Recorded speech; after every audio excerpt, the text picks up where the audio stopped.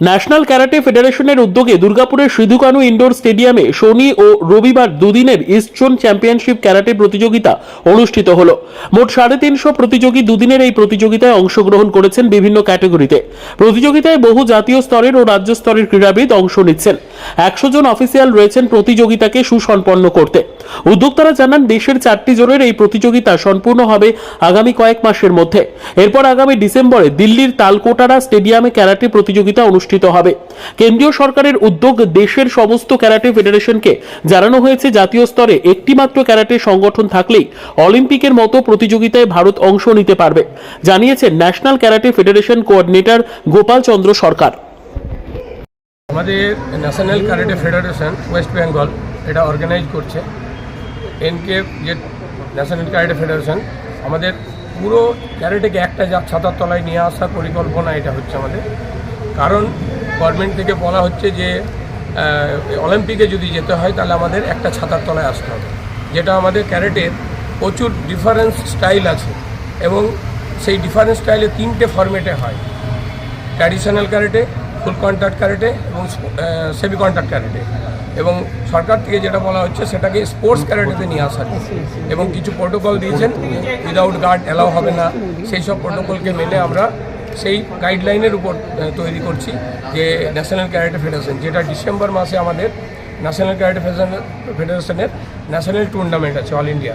সেই উদ্দেশ্যেই আমাদের ইস্ট, ওয়েস্ট, সাউথ, নর্থ 4টে জোন হিসাবে সিলেক্ট হয়ে যারা যাবে তারা 17 এবং 18 ডিসেম্বর দিল্লিতে আমাদের কোটলা স্টেডিয়ামে হবে এই টুর্নামেন্ট। আমাদের এই টুর্নামেন্টে এখন প্রায় 350-র উপর পার্টিসিপেন্টস, 100 অফিসিয়াল এবং জাজেস আছে যারা উপস্থিত হয়েছে।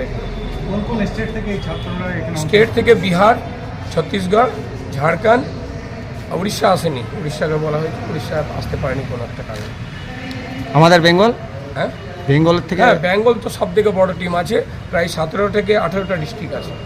এটা একদিনে হবে না? না, এটা 2 দিন ধরে চলবে।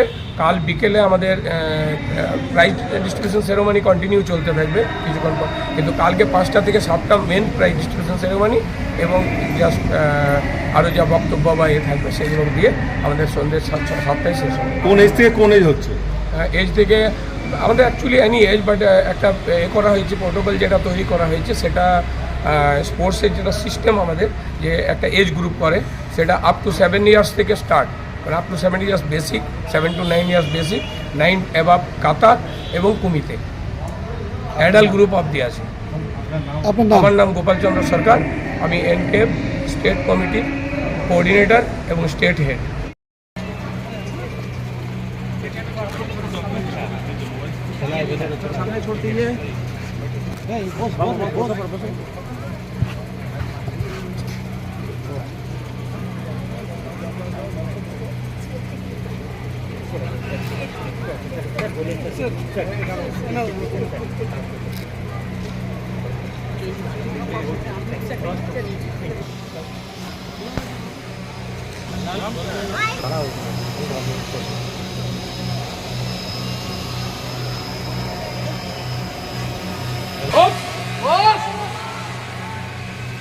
Loudly, Oz.